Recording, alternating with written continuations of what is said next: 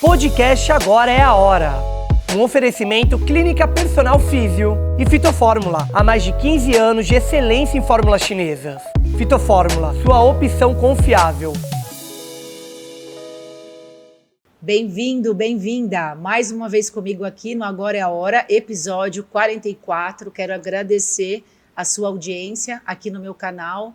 Lembrando para você curtir esse episódio, compartilhar com outras pessoas e deixar o seu comentário, porque o assunto de hoje é maravilhoso. Vamos falar de saúde mental. Eu trago para você uma psicóloga que também é professora de neurociência e ela vai trazer um conteúdo incrível aqui que vai ajudar todas as pessoas, não só você, mas as pessoas que você ama. Então, você já pode começar a compartilhar com outras pessoas. E eu quero apresentar para vocês, tenho a honra de recebê-la aqui, que é a Carla Tenório. Ela é professora de neurociência, saúde mental e educação.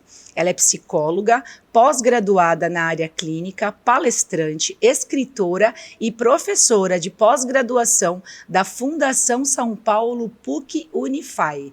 Ufa, perdi até o fôlego para falar o teu currículo. Seja muito bem-vinda, Carla. Muito obrigada, Josi, pelo convite. Adorei já conhecer o projeto.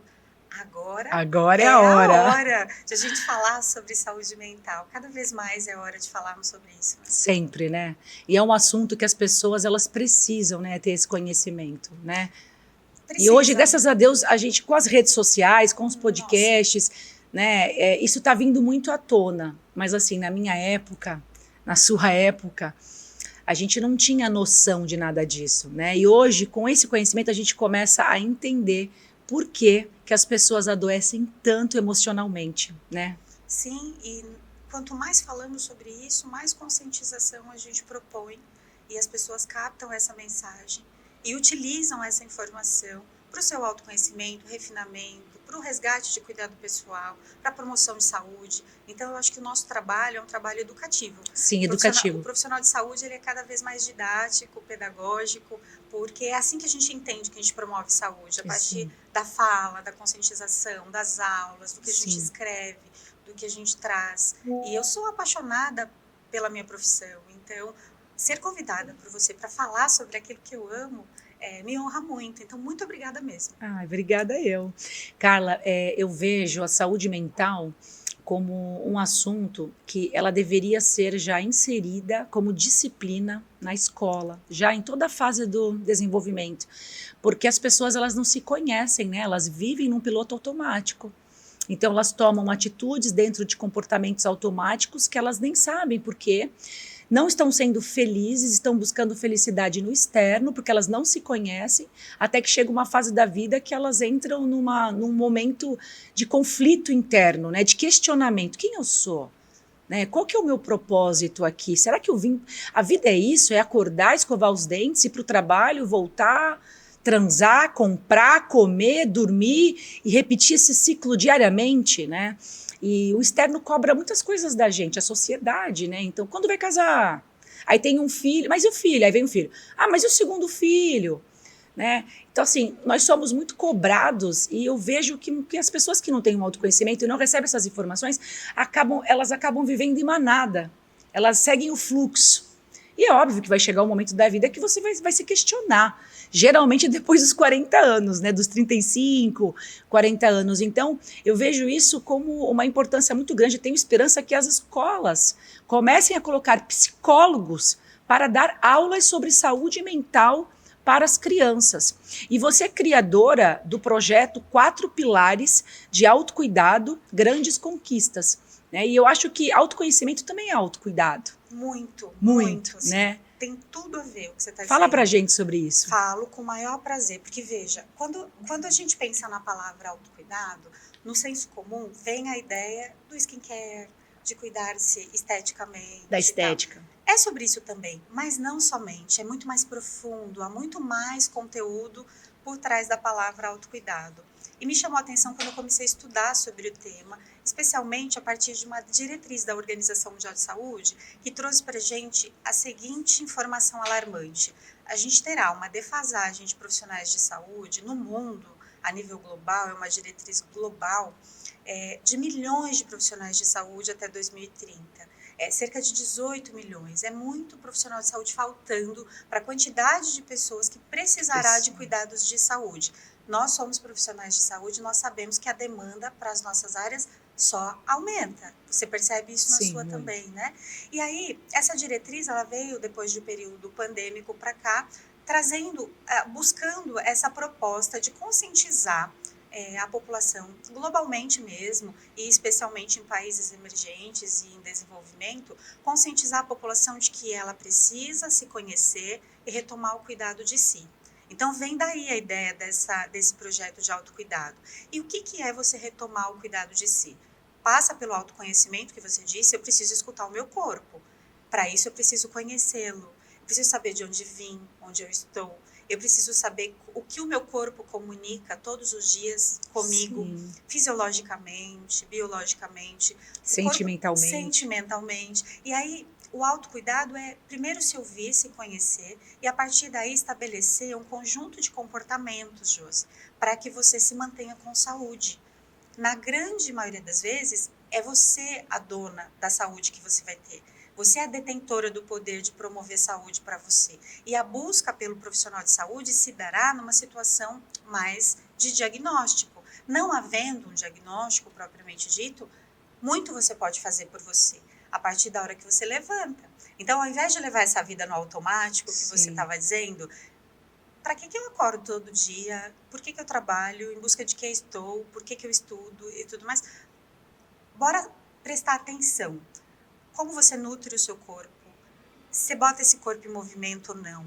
Você tem um sono reparador todas as noites ou não? Você está criando uma atmosfera para ter um sono reparador? Até porque a gente sabe que dormindo, você orquestra o teu corpo para no dia seguinte ter uma produção hormonal muito mais eficiente para ter imunidade, saúde e tudo mais. Então, veja como tem muita ciência e está tudo muito interligado nesse conceito da OMS, do resgate mesmo de autocuidado. E a gente precisa fazer isso. Então, existem conjuntos de comportamentos que você vai aplicando na sua vida e que eu chamo de pilares. Esses pilares é que vão sustentar a sua vida com saúde física, emocional, social e espiritual. Porque nós também não somos só um corpo físico. Existe toda uma questão mais holística para você realmente observar. E temos as nossas necessidades do espírito, né? As nossas necessidades físicas, nutricionais e psicológicas. Então, embasar-se a partir de bons conhecimentos, a começar pelo autoconhecimento, a fim de promover saúde na tua vida. Então, esse projeto, eu tenho muito carinho por ele, porque são muitas mentorias já colocadas aí para muita gente que se dizia perdida nesse lugar e dizia, poxa, mas eu não sei em que lugar, em que pilar eu preciso equilibrar mais. Na verdade, eu já escutei mentoradas dizendo que todos os pilares estavam em defasagem. Não estavam se cuidando fisicamente, nem emocionalmente. Nem socialmente, nem espiritualmente. E cada pilar desse você desmembra em muitas outras facetas, né, da vida. Então, é um projeto muito interessante que vem com esse embasamento da OMS e eu estou muito feliz de tê-lo nos últimos 2 anos comigo, assim, junto da clínica, junto do trabalho clínico, porque tem ajudado as pessoas a olhar mais para elas e a promover saúde para si. Nossa, que demais, que interessante, é muito bom, porque é um conjunto. Isso envolve muito o ambiente, né? Que são os hábitos, os comportamentos. Então, o paciente, ele não é só... ele não está sendo tratado só no momento que ele está, por exemplo, no consultório com o terapeuta. Ele tem que ter o autoconhecimento, ele ter essa noção de que ele precisa, né, ter todos esses hábitos fora do consultório, se conhecer, estar consciente, estar no agora o tempo todo, para que ele consiga realmente se ajudar e que o terapeuta consiga ajudá-lo. É isso. Né? Eu falo muito isso também para os meus pacientes, né? Eu faço 50%, os outros 50% é você. Então eu trago clareza para ele. Isso é o todo, né? É o tratar de verdade, né? Não é tratar a patologia, é tratar o paciente para poder resolver o exame dele. Então a gente tem que parar com essa ideia de ficar tratando só a patologia, enxergar a pessoa como uma patologia, uma depressão, uma ansiedade, uma hérnia de disco, né? E quando você fala que nós não somos só um corpo, você fala da parte espiritual, isso é tão importante. Como que eu vejo o autoconhecimento? Eu vejo o autoconhecimento como a ferramenta assim, principal, a pilar para você começar a despertar a consciência de que nós somos seres espirituais habitando um corpo físico e não ao contrário. Então não é que eu sou um corpo que tem uma alma. Eu sou uma alma que habita um corpo. E que depois que esse corpo acabar a energia dele, que ele for para a Terra, eu não morri. A minha alma continua. Aí você passa a ressignificar o maior medo da humanidade, que é a da morte. Pois é, e é curioso porque nós sabemos que vivemos numa sociedade diversa, onde as crenças são múltiplas e muitas delas são congruentes, outras nem tanto. E são muito limitantes. São também. E aí que tá, quando eu falo do pilar espiritual, é o que você acredita. Que não necessariamente será o que eu acredito. Sim. Mas aqui a gente pega a ciência para nos ajudar, que diz assim, nossa, temos números fidedignos que apontam que pessoas que possuem uma espiritualidade desenvolvida, uma fé particular que ela pratica, essas pessoas têm mais imunidade, são mais felizes, têm mais brilho nos olhos, elas têm uma visão mais positiva em relação à vida e em relação também às relações interpessoais. Você constrói relações mais saudáveis a partir do exercício da espiritualidade. Eu ouço muito isso dos pacientes, ou em consultório ou em mentoria. Quando eu não estou cuidando da minha fé e da minha espiritualidade, eu tenho rusgas com muito mais facilidade com as outras pessoas. Sim. Quando eu estou bem espiritualmente, quando eu estou me cuidando, a vida fica mais plena e eu entrego mais paz também no meu entorno. Percebe como está tudo interligado? Tudo. Então, o exercício da fé não é necessariamente direcionar o nosso cliente para uma religião em específico, mas relacionar a espiritualidade com a construção de autocuidado de saúde integrativa. E também relacionar com o positivo, com o bem-estar. Não dá para construir saúde de modo integrativo, né, com essa visão integrativa que eu gosto muito, sem considerar essa questão da fé e da espiritualidade. Porque ela sim ajuda muito, contribui muito, os números mostram isso pra gente, os estudos mostram Vários isso. estudos, Nós até poderíamos usar só as experiências empíricas da vida humana, que já seria um monte de dados aqui pra gente poder considerar. Mas a ciência vem, corrobora e diz, sim, é importante. Né? Nós temos exemplos, somos profissionais de saúde já há bastante tempo, né, Josi? A gente vem de uma época que desacreditavam da fé, desacreditavam da espiritualidade no contexto de saúde. Hoje não. Hoje não. Todo e qualquer Cada vez profissional mais de se saúde fala disso. que se atualiza diz, não, bora trazer essa questão da Não, e ela é espiritualidade. explicada cientificamente. Não então, dentro da neurociência, né? Porque uma pessoa com fé é uma pessoa positiva, uma pessoa grata, né? E eu gosto muito, assim, de associar a neurociência com a espiritualidade.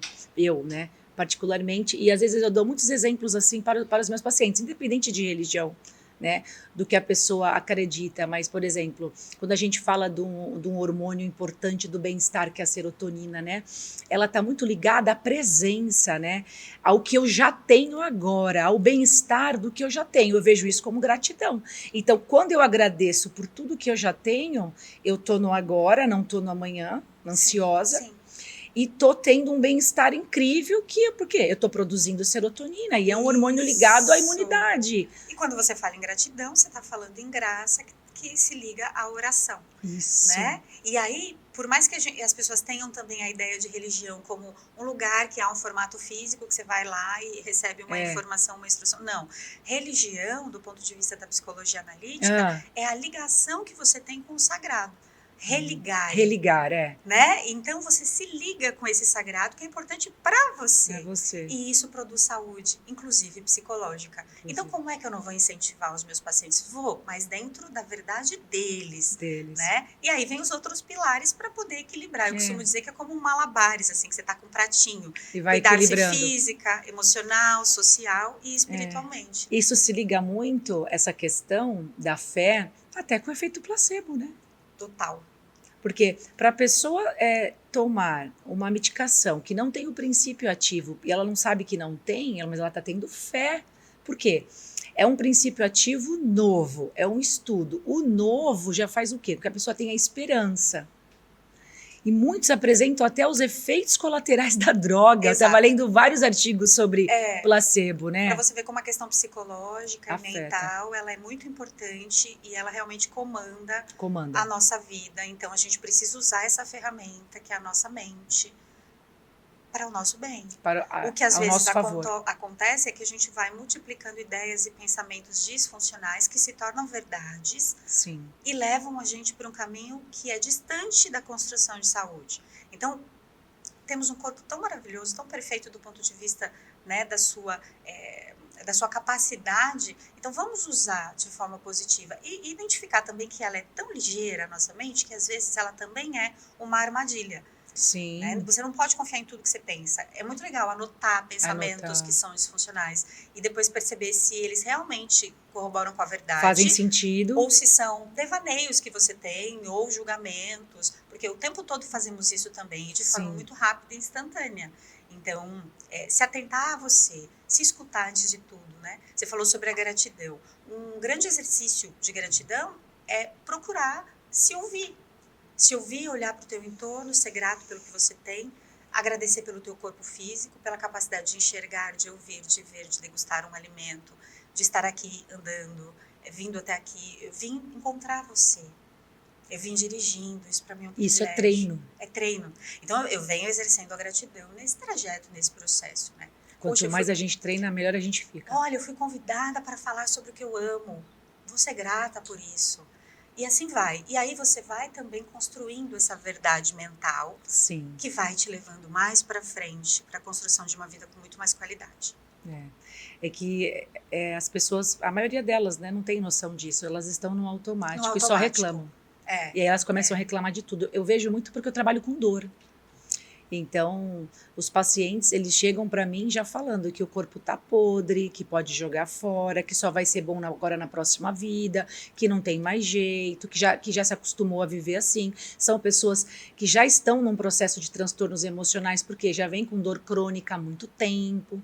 E aí, quando eu trago essa clareza, né, do outro polo, é como se eu tirasse uma venda dos olhos, né? Eu falo assim, olha, tem gente agora, nesse exato momento, que está num hospital com um tubo na garganta. Ou tem pessoas que não andam mais, e você mesmo com uma dor no ciático, você veio andando para mim. E tem como a gente reverter o seu quadro. E uma pessoa que está na cadeira de rodas, quando eu falo isso, a pessoa toma um choque. Aí ela fala, nossa, nunca mais eu vou falar isso. Porque ela está no ponto automático. E de tanto que ela repete isso, ela está retroalimentando, né, esse sistema nervoso parasimpático, o subconsciente, que é o nosso sistema nervoso autônomo, que é sugestionável. Né? Então, por isso que o placebo funciona, porque é sugestionável. E a pessoa não sabe, ela não tem essa informação. Então, quando a gente traz aqui no programa essas informações, a pessoa fala, nossa, porque a gente quer que as pessoas aprendam a pescar, né? Então, não é só a gente dar o peixe, é ensiná-las também a aprender a pescar. E eu acho que o futuro vai ser profissionais de saúde com essa visão holística, né? A gente parar de cada vez mais. Integrativa, né? Do holístico do todo, de trazer clareza. Só que esses profissionais precisam obter esse conhecimento, né? Sair da caixa. Imagina se eu tivesse se eu tivesse estudado só fisioterapia. Exato. Né? Claro que o que me trouxe para cá, para tudo que eu estudei nessa questão dessa área da saúde mental, veio da medicina chinesa, porque essa é a visão da medicina deles, né? Que é milenar, admirável, né? Respeitada. Gente, demais. Né? Que faz parte, né, das práticas complementares aprovadas e usadas no SUS. Sim. É muito importante destacar. Né? O quanto isso é verdadeiro, né? O quanto a gente tem. Só você olhar o prognóstico de vida deles, não né? É muito comum, né? Vemos centenários orientais lutando judô com a maior facilidade. E aqui você pega um idoso de 80 anos, como que ele tá? Pois então, como ele chega aos 80, não é?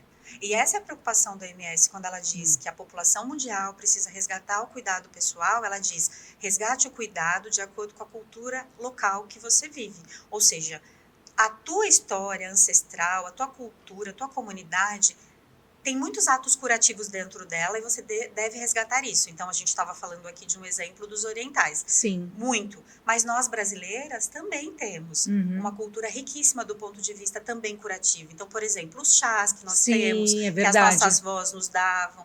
Então, veja, hoje muita gente foi lá e pavimentou o quintal. Quer dizer, não tem mais o hortelã plantadinho lá. Mas você pode criar uma hortinha, uma jardineira, botar alguma coisa ali. E a gente percebe que muitos profissionais sérios que têm resgatado muito isso. Tem. Vamos observar o que você tem na tua comunidade e o que pode ser um potencial curativo para você. Pode Sim. ser uma ferramenta, né, de tratamento e cura, porque pode ser que você não alcance um profissional de saúde. Pode ser que você chegue a 2030 tendo cada vez mais que cuidar de si mesma. Sim. Porque eu falo dessa questão alarmante da OMS para chamar atenção para a seguinte questão. Já está na hora de você retomar a autonomia da própria vida. Quando você diz ensinar a pescar, eu acredito nessa psicologia. Não é na psicologia de deixar o paciente ali e não desmamá-lo da psicoterapia nunca mais. Pelo contrário, a cada sessão, fazer com que ele enxergue os avanços que ele tem à medida em que ele retoma o timão, o controle do de veículo. si mesmo. E aí a gente observa na fala, que deixa de ser uma fala tóxica, como você disse, aquela coisa de olhar só para o negativo. Só para o negativo. Você já começa a observar isso. O olhar já vem brilhando. Na aparência, a gente vê um cuidado com a imagem pessoal maior. Linda, né? A cada semana, você Nossa. observa essa evolução. Então, isso é muito importante, porque efetivamente é isso que nós temos de entender com promoção de saúde. Nossa saúde é construída por nós. Nós não devemos ficar o tempo todo dependente de alguém que nos cure. É você que se cura. A ferramenta é muito importante para que você aprenda a fazer por você, que é o que a fisioterapia muito bem faz, que é uma profissão que eu tanto respeito, admiro. Você bota o corpo do paciente para funcionar. Para funcionar. Ele Ela devolve entende, função, que é o que o corpo quer. Ele é direcionado para aquilo. Porque se ele tem função, ele não adoece. Pois então. Essa que é a base. Aí que tá. Se ele tem função, ele não chega na artrose, ele não chega na hérnia de disco, ele não chega, porque ele tem função. Se ele chegou numa patologia crônica, é porque ele perdeu a função. Percebe? É linda essa profissão não mesmo. Não é bonito? É. É muito legal. É muito lindo. Ai, que papo gostoso. E quando a gente fala, né, dessa questão do autocuidado, que nós estamos falando agora, eu vejo também assim, claro que voltando para isso que a gente falou de ensinar o paciente a pescar, o que você considera de qualidade de vida para as pessoas, para que elas consigam atingir um equilíbrio, né? Com que ela consiga se autorregular frente às situações que aparecem, né? Porque a vida são vários desafios. E tudo depende de como eu vejo as coisas, é o meu filtro, né? Eu gosto de uma frase da PNL que é: o mapa não é o território. O território é mas eu tenho um mapa que eu vou enxergar esse território com o meu mapa, que tem a ver com toda a minha criação, a minha ancestralidade, né? A minha história. É isso. Então, com isso, eu começo a expandir mais a minha consciência, eu paro de apontar o dedo, a julgar e a ficar tão desequilibrada frente a desafios. Então, eu vejo a qualidade de vida como um paciente que ele está feliz, ele se sente bem, né? Eu vejo assim. Mas você, com toda a sua carreira, o seu conhecimento, né, o seu know-how, como que você define? Se você tivesse que definir para as pessoas que estão assistindo aqui, como que você define qualidade de vida? Qualidade de vida não é a ausência de turbulências cotidianas, de desafios cotidianos. A vida é um combo, tá tudo dentro dela. Alegrias, tristezas, ganhos, perdas, amores, desamores, saúde, doença, dores. Faz tudo parte, sabe? Tudo faz parte desse combo chamado vida. Então, não é que a qualidade de vida significa que aquele indivíduo alcançou o nirvana e não acontece nada na vida dele, ele está pleno. Isso não existe, né? Qualidade de vida é, mesmo em face de situações que possam ser geradoras de estresse, você mantém a sua autorregulação, você mantém a sua capacidade de fazer o gerenciamento do que está acontecendo. Você é uma pessoa que evita o procrastinar. Você está atenta a essas demandas que lhe chegam na vida, está no controle. E você é uma pessoa autoconsciente. Então, trabalhar a autoconsciência é trabalhar a realidade da vida. Não é uma positividade tóxica. Isso deve ser evitado. Não, eu tenho de chegar na melhor fase. Não. Isso seria uma positividade tóxica. A melhor versão, seria uma autocobrança de uma alta performance. Que é irreal, que é surreal. Não chega, não existe. Até porque alta performance sem saúde mental não existe. É autodestruição. Tanto é que o conceito de saúde mental é exatamente esse. O que é saúde mental? Não é a ausência do transtorno, mas é mesmo em face de uma situação desagradável do ponto de vista psicológico e mental, você manter uma vida produtiva, uma vida ativa. Você continuar. Que é muito o que Carl Jung fala, e eu gosto bastante, né? Ele é maravilhoso. Eu fiz uma pós em Carl Jung. Ele diz exatamente sobre isso. você não evita, você não desvia do sofrimento, você passa por ele e se transforma em algo muito melhor e mais forte lá na frente. São sementes, né? E simbolicamente ele usa o fogo para explicar isso, porque o fogo ele não é só consumidor, ele não é só destruidor. O fogo ele é transformador, Sim. né? Aqueles vidros maravilhosos que a gente vê que que são feitos em lindo. alta temperatura, só são possíveis a partir do passar pelo fogo. A nossa vida ela é cheia de desafios, é ela que nos torna pessoas muito mais robustas do ponto de vista de aguentar, de ter maturidade, de construir saúde para si, de retomar o cuidado a partir desses desafios, desse fogo, dessas intempéries, dessas turbulências. Então não dá para evitar. Não. Qualidade de vida é fazer o manejo da vida real como ela é. Como ela é. Então se veio para você um desconforto, uma dor, eu vou lidar com isso.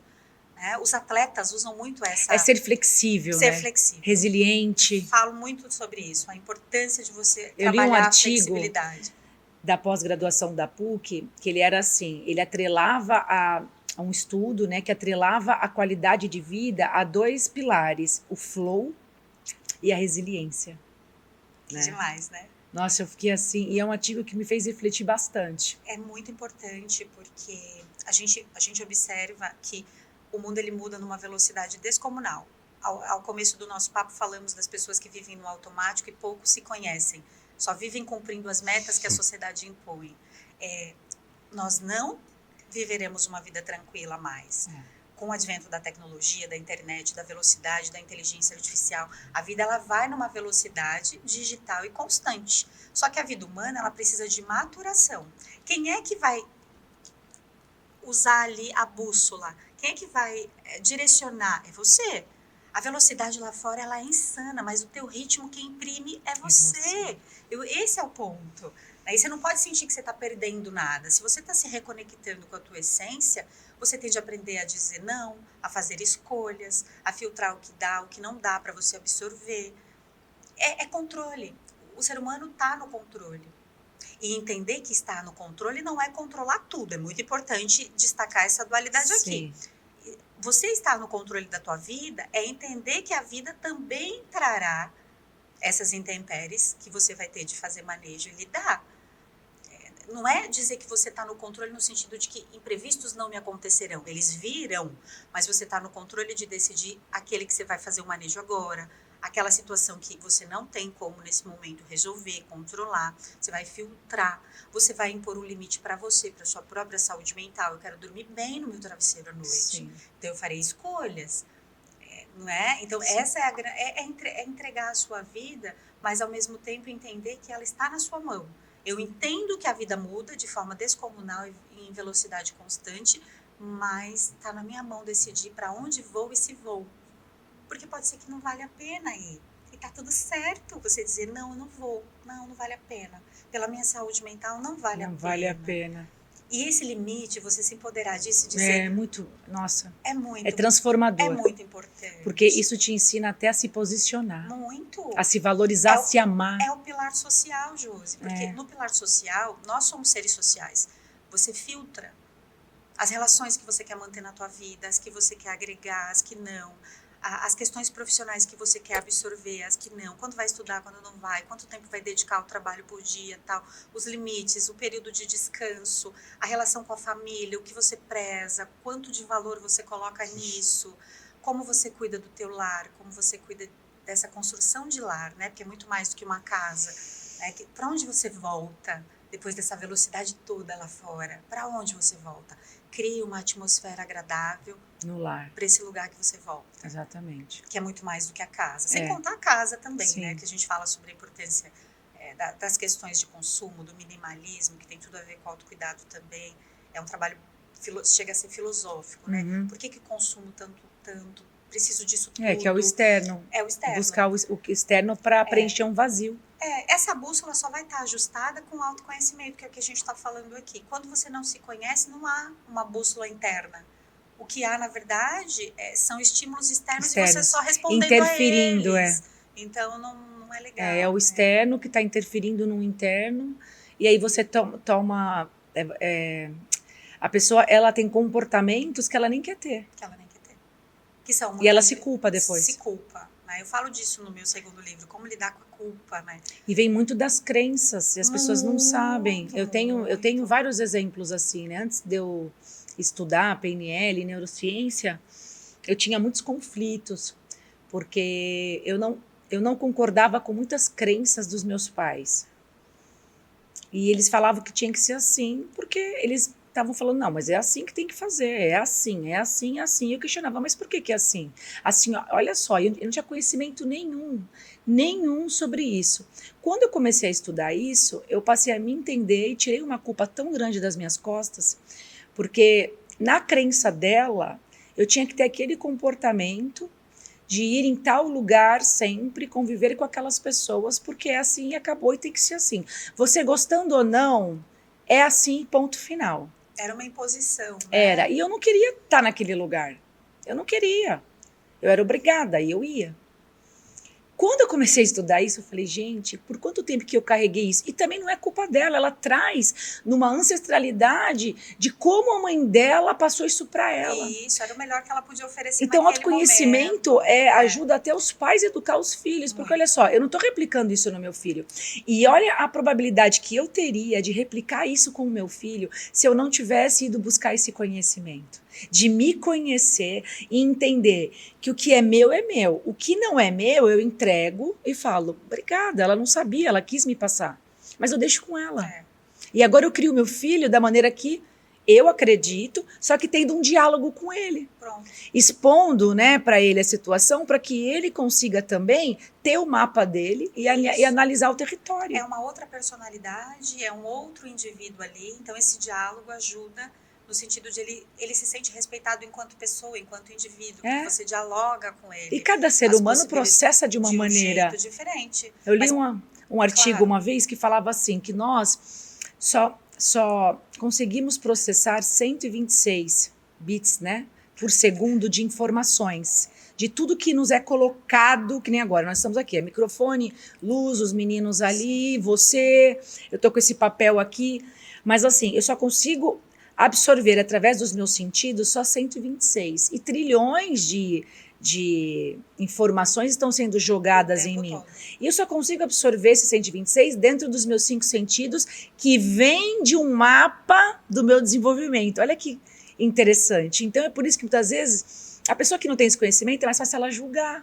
Às vezes o que o outro está falando, criticar, né? Ou aceitar aquela opinião alheia sem que ela queira estar ali. Você vê que coisa, né? É muito curioso, não é? Porque é muito mais fácil vivermos enquanto sociedade massificada, todos vão para lá, nós vamos também. Todos vão para cá, nós vamos também. Do que enquanto indivíduo. Porque o indivíduo perpassa pelo sentido de entender que é único. Único. Então, o que seria o processo de individuação que o Carl Jung falava, né? De você chegar na sua individuação. É você chegar em ser quem se é. Livre desse processo de massificação que socialmente é construído, culturalmente é construído. Quando é que a gente consegue isso? Dificilmente um jovem consegue, né? Porque se a gente pensar, por exemplo, na neurociência, você ainda está em desenvolvimento até os 23, 24 anos, até o córtex pré-frontal não está totalmente desenvolvido. Então você vai para cá, você precisa das tribos, né? Você vai para lá, você vai para lá. São os relacionamentos. Não é? Você se questionava internamente, mas não tinha naquele momento a maturidade para entender enquanto jovem que não era o que te definia enquanto indivíduo. Só depois, à medida em que você foi se debruçando sobre os livros, conhecendo, estudando e se reconhecendo também nesse lugar, hoje você é capaz de definir, de separar. Pera, mas eu não quero ir para cá com as massas. Eu quero trilhar o meu caminho, que é único. Isso leva um tempo. É o que eu digo, a vida leva um tempo para maturar. Então a velocidade lá fora vai continuar grande, mas seja fiel a você, ao que internamente você se comunica aí, né? E o que você quer, e o que você busca, e vai, né? Mas não vai de forma inconsciente, vai buscando nesse processo. Nesse processo que você fez de se reconectar com você, de estudar, de se reconhecer, se conhecer. Carla, que essa foi a mensagem até que Jesus trouxe, né? Conhece a ti mesmo. A ti mesmo. Ele falava muito isso, autoconhecimento. É isso. Conhece a ti mesmo. E tem tanta profundidade nas falas, né, de Jesus. Hoje eu várias, entendo essa né? fala dele. Pois então, tem tanta profundidade nas falas dele. Ele foi um exemplo, Que foi um revolucionário. o maior exemplo que temos, né? Ele já tentou abrir os olhos da humanidade naquela época. Pois então. E a humanidade continua, né? Continua perdida, pois sem conhecer a ti mesmo. Mas agora com essas informações... A humanidade de modo geral. Mas a gente vê pessoas como você que reconhecem o seu caminho, que foram em busca desse autoconhecimento e que está construindo a sua história. Sim. Então, é sobre isso. Assim, tem muita gente evoluída, buscando evolução, buscando essa maturidade que não tem nada a ver com a idade, tem a ver com esse processo de busca. Porque eu já recebi no consultório jovens que tinham almas velhas. Jovens, assim, gente, tem mesmo. Eu não atendo adolescentes e crianças, mas tinha um jovem adulto, saindo da adolescência, entrando na fase adulta. Eu vou pegar esse caso. E aí eu me lembro que nas primeiras sessões eu disse, você não é a idade que você tem. Nossa! E aí ele, eu acho que eu não sou mesmo, doutora. Eu disse, não, você é muito mais do que a idade que você tem. Sabe? Então tem gente nesse processo, tem pessoas nesse processo que são diferenciadas. Basta você conversar um pouquinho, ter um diálogo gostoso, você vai observar que é uma pessoa que não fica na superfície, ela se aprofunda. Ela se aprofunda. Porque ela está buscando esse autoconhecimento. E mais do que nunca, essa evolução, essa autorrealização. Autorrealização. Que vem a partir crescimento, expansão. É você ser fiel a quem você é, no seu íntimo, né? E Carla, com relação à velocidade que o mundo está lá fora, né? Hoje nós temos o celular e a internet dentro dele, né? Então, ela nos trouxe, né, isso nos trouxe coisas boas, porque é muito prático, né? Então, a gente consegue até adquirir conhecimento através disso, como agora com esse programa, né? Os vídeos, os canais do YouTube, enfim. Tem um papel importantíssimo, né, Josi? Mas, por outro lado, eu vejo como uma ferramenta que muito atrapalha a socialização das pessoas, os relacionamentos, né? A alta performance. Então tem pessoas que não conseguem estudar, se concentrar. Isso. Tem pessoas que procrastinam de fazer o que tem que ser feito porque fica rolando vídeos e vídeos e vídeos e aquilo vai gerando automatismo, uma velocidade cerebral e a pessoa começa a ficar ansiosa até pelos disparos, né, de dopamina que isso causa. As crianças estão inseridas nisso. E você deu uma entrevista para a TV e aí nessa entrevista você fala sobre o celular com relação a esse comprometimento social. E aí eles mostram a cena, né, de umas amigas, acho que eram umas amigas, elas estavam conversando num papo no shopping. De repente uma delas, tu vê, para de conversar, para de ouvir as amigas para pegar o celular. Né? E depois ela foi entrevistada. Aí ela fala assim, não, mas foi só rapidinho, só para ver. Você vê, e é no automatismo. Né? E aí... Fala um pouquinho pra gente, né, com relação a esse vício hoje, que já se tornou um vício. As pessoas não conseguem mais se desconectar. Não conseguem. Que vivemos num mundo digital, não há caminho de volta. Mais uma vez a gente retoma a importância do autocuidado. O controle é teu. É você que precisa imprimir esse tempo de resposta e de controle. E é muito sério o que temos vivido em vários aspectos. Por exemplo, se pensarmos na fisioterapia, você já deve ter recebido ou ouvido falar sobre o aumento de casos de problemas posturais por conta do uso do celular. Né? Então, as pessoas elas estão ficando corcundas, elas estão ficando com dores, elas não estão conseguindo ficar sentadas para estudar, porque ficam deitadas no sofá quase que o dia todo, na tela. Muita gente vive essa realidade muito triste, e eu acho muito triste. Resumir o teu dia a ficar na tela de um celular. Isso gera problemas do ponto de vista físico mesmo, Sim, né? Físico. E não só físico. Então, vamos falar das outras áreas. Na reportagem, a gente viu as mulheres ali que fizeram uso as relações interpessoais, elas são comprometidas, porque é muito desagradável você ser interrompida num papo tão gostoso como a gente está aqui. Já pensou se eu pego o celular e vou... Nossa. Poxa, quebra essa sinergia, não vai acontecer. Quebra. E isso é muito ruim. Então, as famílias estão desconectadas, não estão dialogando. Muitas delas estão dentro do mesmo ambiente, quer dizer, muitos integrantes da família estão ali em casa, mas eles não estão juntos. Nas Tá refeições cada um estão numa no tela. celular. Exato. Então, as pessoas não se conversam mais, então você não fortalece relações, seja entre pais e filhos ou cônjuges, por exemplo. A questão oftálmica, que foi citada na reportagem também. Uma criancinha de 5 anos que a mãe disse que já está com um problema na vista, está tendo de usar óculos por causa do uso do celular. Meu Deus. Ela estava com o celular maior que a mão dela, assim, gigante, no dia que chegamos lá para fazer a reportagem. E ela falou, olha, eu tento controlar aqui, mas de manhã, quando ela acorda, a primeira coisa que ela faz, ela fica 1 hora na frente da tela. Foi uma mãe corajosa de falar aceitar falar sobre isso e de mostrar que está difícil para ela controlar essa questão. E as questões psicológicas nem se fala, né? Porque assim, a gente percebe um aumento descomunal de casos de ansiedade, já somos o país mais ansioso do mundo. Se a gente observar na questão de transtornos de ansiedade relacionados ao uso de tela, a gente tem crises de ansiedade quando a pessoa tenta ficar fora da tela. Então ela fica com as mãos trêmulas, suando, com o coração muitas vezes acelerado, insônia, por conta do uso da tela à noite, não faz uma higiene do sono. Extremamente irritada. Antes de dormir, né? Não fica, porque o ideal seria pelo menos de 30 minutos, 1 hora antes de dormir, Josi, ausência de telas total. Para o teu cérebro começar a descansar, relaxar e te preparar para um sono reparador. As pessoas não estão vivendo essa realidade. Muitas delas dizem que pegam no sono quando o celular cai na cara delas. Né? Então ela está deitada com a tela, o celular cai. Eu chego em casa, a primeira coisa que eu faço, modo avião. Pois então, isso é excelente. 2 horas antes de dormir, 3 horas antes. É isso. Primeira coisa que eu faço. Eu chego na minha casa, eu não quero mais saber do celular. Então, todos os meus pacientes são orientados a fazer higiene do sono à noite, antes de dormir. Porque a gente tem que trabalhar melhor esse sono reparador para a gente ter avanço na psicoterapia também. E aí, sem contar as questões posturais, oftálmicas, de transtorno do humor, né, ansiedade. A gente teve um aumento nos últimos anos no Brasil de 12% a 15% de casos de transtornos mentais, de busca por ajuda em decorrência de transtornos mentais e psicológicos. E o uso das telas é um dos agravantes desse dado, a ponto de a gente ter estudos e centros de desintoxicação digital já no Brasil acontecendo, funcionando. Nossa, na USP tem Deus. um muito sério, já há cerca já de 1 década funcionando, se não me falha a memória, e eles já trabalham essa coisa da desintoxicação muito atrelada, muito similar à dependência química, por exemplo, porque é o mesmo setor de recompensa do teu cérebro que é acionado, né? Então tem o setor de recompensa e de controle de impulso. O de recompensa, os jovens, as crianças, eles estão prontos para viver essas aventuras que trazem recompensa imediata.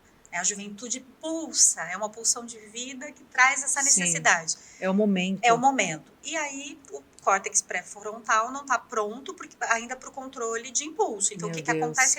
Ele se vicia com muito mais muita facilidade. Nos videogames, nas telas e tudo mais. Só que a gente está observando esse movimento também nos adultos e nos idosos. Isso está acontecendo, porque essa tela foi feita para isso, ela foi feita para ser usada. Ela foi programada para isso.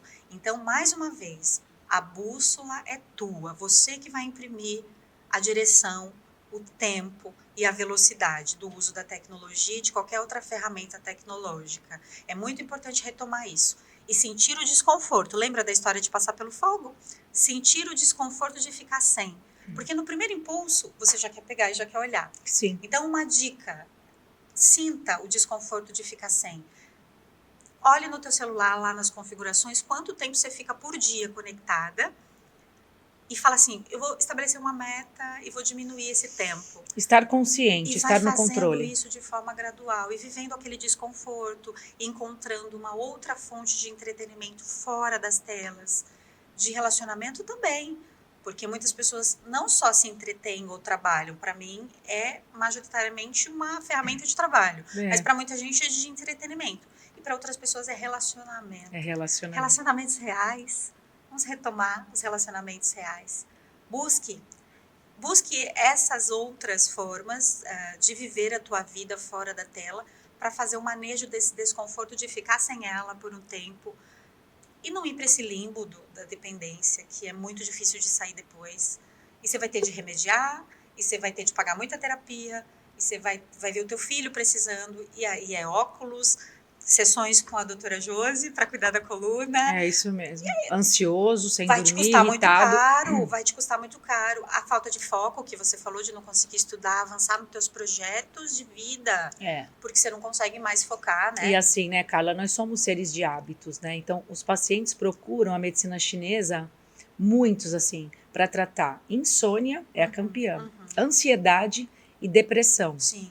E aí nós temos que conversar com essa pessoa para saber os hábitos dela. Não adianta eu colocar as agulhas, prescrever as fórmulas chinesas maravilhosas, né? Verdade. Para insônia, depressão, da fitofórmula, que é minha grande aliada aí desde 2012 que eu trabalho com as fórmulas chinesas. Bastante tempo, né, Josi? É, muito tempo. Eu Olha. falo que as fórmulas chinesas associadas à acupuntura é o casamento perfeito, é a Perfeito. prática da China e é o meu carro-chefe dentro do meu método.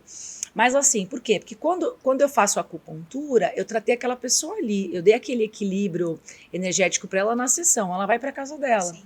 Então as fórmulas mantêm todo aquele protocolo não, aquela conduta terapêutica que eu desenvolvi em cima de uma anamnese. Certo. Então ela me dá continuidade em casa. Os pontos que eu trabalhei, né, para as pessoas entenderem, ela vai tomar essas fórmulas. Então é muito personalizado, né? Que tipo de insônia que é? Por que essa pessoa tem insônia? Então assim, a insônia é só o efeito. A gente trata a base da insônia com a acupuntura. A gente trata o indivíduo. Só que também não vai adiantar se essa pessoa ela levar o celular para a cama. Não vai adiantar. Ela vai falar, doutora, não está funcionando. Lógico. É um trabalho conjunto. Eu falo eu falo assim, olha, tratar a insônia, é assim, todo ansioso dorme mal. Isso assim, é uma linha tênue, assim, ó. A pessoa que dorme mal, ela tem algum transtorno de ansiedade, que é muito individual dela, né? A gente avalia dentro da medicina chinesa. E se ela não fizer exercício, não adianta. Aí você imagina, todos os pacientes, eu falo assim, primeira pergunta, você é ativo? Aí a pessoa é ansiosa, quer tratar a ansiedade e a insônia, mas é sedentária. Não faz uma caminhada. Olha a importância nem dos isso. pilares que a gente está falando aqui. Cuidar-se fisicamente, colocar esse corpo em movimento. Em movimento. Canalizar a parte da energia. É isso. Né? É. E assim, nossa, eu falo muito isso, a atividade física, ela traz a consciência corporal que te coloca no agora, porque é muito mais fácil você lidar com o corpo do que com a mente. Né? Ainda mais quando a pessoa ela não tem esses conhecimentos que a gente já tem e está passando para elas, né, para poder ajudá-las, né, nessa consciência. Então, quando você lida com o corpo, o seu corpo ele só vive o agora. E a E você consciência sai corporal será um gatilho para a consciência mental. Exatamente. Porque você começa com a consciência corporal, para isso você usa a sua mente, né, para realizar. Fora o disparo dos neurotransmissores do bem-estar. A pessoa sai flutuando da academia. Você percebe? Ela sai anestesiada. E aí, voltando àquela ideia, né, do autocuidado através da diretriz da OMS, você percebe que tem tanto potencial curativo aqui dentro da gente. Os remédios estão dentro de nós. Aqui, né? Eu costumo falar que o meu treino, para mim, funciona como um remédio. Remédio, ajuda demais. Né? Para eu chegar aos 45 anos sem tomar nenhum remédio químico, nada, é porque existem outras fontes. Existe um processo. Existe um processo, né? Então, assim, não é que uma estratégia, um processo. Exato. E aí que tá. Então, a atividade física é muito importante.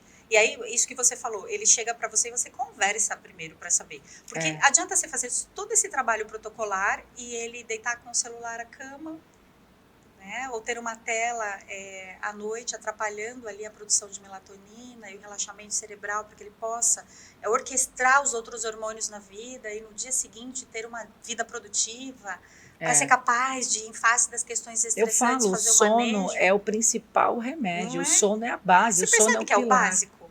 É o básico. Né? O básico bem feito, eu me lembro da minha época o básico bem feito. Em empresa, né, em mundo corporativo, em indústria. Eu lembro que uma vez estávamos nos preparando para uma auditoria. E aí os engenheiros da equipe, a maioria lá, homens que eu trabalhava, eu era gestora de treinamento na época. Eles falaram, pera, mas isso que você está passando aqui, que a gente está se preparando para a auditoria, é o básico. E eu lembro de ter dito, mas vocês percebem que é no básico que somos pontuados como não conformidade? Não é naquilo que é mirabolante, complexo, é no básico. É no básico. Então, pensando aqui, fazendo uma analogia com a questão da saúde, Josi, Tô comendo direitinho? Tô nutrindo meu corpo? Tô botando esse corpo em movimento? Tô dormindo corretamente? Colocando esse corpo para descansar como ele deve descansar, para no dia seguinte ele produzir o que ele precisa produzir? Tô tendo tempo fora das telas? Tô cuidando dos meus relacionamentos e dizendo não pro que me intoxica? Sabe? É o básico bem feito. E as pessoas não estão fazendo o básico, nem o básico. Não, porque estão na velocidade lá de fora. Então, retoma. O teu próprio ritmo é muito importante. Deixa, a velocidade lá fora, ela vai continuar. Imprima o teu ritmo. Faça o básico bem feito. Comum, né? A gente acha que é normal viver à base de remédio, tudo é remédio, remédio para acordar, remédio para dormir, remédio para dor, remédio para isso, remédio para aquilo. Não dormir é normal. Viver com dor crônica é normal. Viver com ansiedade, tomando remédio a vida inteira para depressão, para ansiedade é normal. O incomum virou comum. Por quê? Porque não faz o básico. Pois é. Por isso que estamos aqui, para tentar fomentar trazer para as pessoas essa ideia. E eu te agradeço por isso, pela oportunidade de falar sobre isso mesmo. Então, eu que agradeço. Não é? Eu quero encerrar falando sobre os teus livros. Fala pra gente. O Combo da Vida. Esse aqui é meu, né? Que esse você falou que é meu. Olha, então, ela já... o Combo ele tá disponível só na versão digital agora, gente. Não tá mais na versão impressa. E a segunda edição tá sendo preparada. Olha, ninguém sabia dessa segunda edição. Trouxe essa informação em primeira mão para você. E o Temas em Educação Corporativa, que eu participo do capítulo 1, esse é de desenvolvimento de lideranças, né? Do meu trabalho que eu faço com as empresas. Isso. Contribuições da psicologia. Esse é próprio para profissionais da área, para psicólogos, ele pode ser adquirido pela Vetor Editora. E o Combo da Vida, o digital comigo, pelo Instagram tem um link para você. Sobre viver. Você percebe que está separado? Sobreviver. Não é sobrevivenciar. É sobreviver esse combo. Tá tudo aqui dentro, mas dá para viver de forma plena. E a plenitude não é a ausência dos desafios, que fique muito claro. Dá para viver em plenitude, uma vida significativa. Tem um texto aí muito legal. Você busca a felicidade ou ter uma vida significativa? E qual a diferença disso? Porque às vezes a busca da felicidade ela é mais ilusória, né? Sim, sim. Agora, buscar ter uma vida significativa é perfeitamente possível. Que é uma vida que depois, quando você atingir lá o finalzinho da sua vida, você vai ter orgulho de tudo que você viveu. Você não vai ficar se culpando por não ter vivido o que você gostaria de ter vivido. Sendo fiel a quem você é, no seu íntimo. Conhecendo a ti mesmo. Conhecendo a ti mesmo. E olha só como é importante, né? Porque quando você tem essas informações e você começa a tomar a rédea, assumir o controle do seu veículo, da sua vida, do seu carro, isso repercute em todas as áreas da vida, né? Você como mãe, como pai, como filha, como filho e na sua empresa. Então, quando a gente mostra esse segundo livro, isso me veio à mente, né? Essa questão de se relacionar dentro de uma empresa, para os líderes, né, os empresários, porque se a pessoa ela não está tendo, ela não está se conhecendo e não está entendendo, não está no processo de autoconhecimento, ela não vai conseguir lidar com os desafios dentro da empresa. E quantas pessoas trocam tanto de emprego achando que o problema está nos empregos. Mais uma vez no externo. No externo. Duas competências importantes, não sei se dá tempo de falar, dá, sim. De desenvolvimento de liderança. Competências intrapessoais e interpessoais, que a gente desenvolve. Intrapessoais, Josi, o teu time, o nosso time na empresa, ele precisa se conhecer. Intra. Quem eu sou, de onde eu vim, quais são os meus limites, para onde eu vou. Depois que eu me desenvolvo, a partir do autoconhecimento, desenvolver competências eu comigo mesma, aí eu vou para as interpessoais, que é a relação com o time. Primeiro é a intra. É a intra. O que primeiro fazemos, é você com você. O mercado de trabalho nos toma muito cedo e nós não desenvolvemos as intrapessoais. E já vamos lá sendo preparados para ter competências interpessoais. E aí o time não entra em sinergia. Muito provavelmente por questões pessoais não conhecidas por eles. Então, se a gente conseguir inverter esse gatilho, a gente tem mais sucesso com a liderança, com os times. É isso. Olha a importância, né, de ter esse conhecimento dentro das empresas. É isso. Ai, olha, se deixasse eu ficava aqui 2 horas conversando com você. Muito prazer, Olha, é parabéns tão bom a gente pelo falar de trabalho. saúde mental, né? É muito bom, e eu fico muito feliz em conhecer o teu trabalho. Eu tô há pouco tempo na Baixada Santista, e eu fico feliz de conhecer pessoas aqui que estão engajadas, mesmo, de verdade, com saúde. Eu sou uma consumidora de podcasts, especialmente de bons papos e de papos que levam e disseminam a questão da saúde para a população. Então, parabéns pelo seu trabalho. Ai, obrigada. Esse podcast, ele veio com um propósito mesmo, né? Porque assim, eu sempre fui terapeuta. E eu acho que conhecimento adquirido é conhecimento posto em ação e compartilhado, Sem dúvida. né? E isso para mim é tão gratificante, porque quando você ajuda outra pessoa, você também se ajuda. E ao mesmo tempo que nós estamos ajudando outras pessoas, eu estou aprendendo com os meus convidados.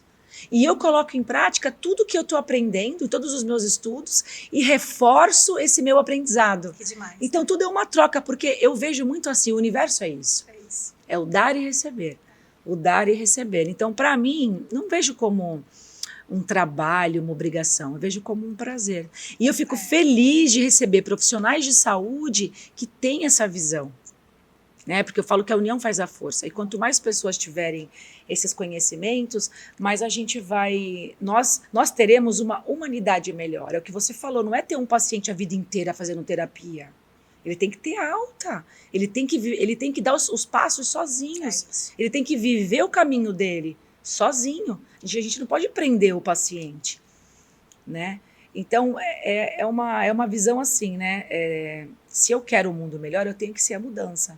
E eu acho que ser a mudança é a gente usar as nossas redes sociais para isso. Para esse fim, é isso. É o que eu faço na minha, é o que eu vi que você faz na tua. A gente entrega trabalho, né? Entrega trabalho. E esse trabalho para nós, ele é missão. Ele não missão. É só um trabalho. Nossa, você ele falou missão. tudo, missão. Missão. E quando acho que essa aqui é a missão palavra. de alma, né? É uma coisa que vem de dentro. Então você consegue interpretar. Você vai lá naquele perfil daquela pessoa, você consegue saber quando é de alma. Você consegue, puxa, ela vive exatamente aquilo que ela prega ali. E quando a pessoa descobre essa missão, que é o propósito, ela vive feliz. É impossível você ir para o trabalho de mau humor, você ficar reclamando. E você fica cada vez mais com prazer em estudar, em aprender mais, né? E eu acho que a gente está aqui para isso, para aprender. Aprender e evoluir, é isso. Para tornar a vida significativa. Olha que terapia que eu tive hoje aqui, viu? Psicóloga top, gente.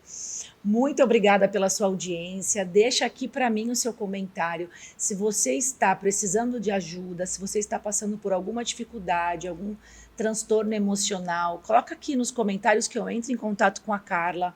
Ela responde para você. Ela também faz atendimentos online, né, Carla? Sim. Então ela também tem esses atendimentos online. Deixa aqui para mim, não guarda para você, coloca e compartilha com outras pessoas, porque você pode conhecer alguém que precisa receber essas informações que nós abordamos aqui durante esse episódio, tá bom? Muito obrigada mais uma vez aqui comigo, lembrando para você curtir esse episódio, compartilhar com outras pessoas e é claro que se você não é inscrito no meu canal, se inscreva e ative todas as notificações.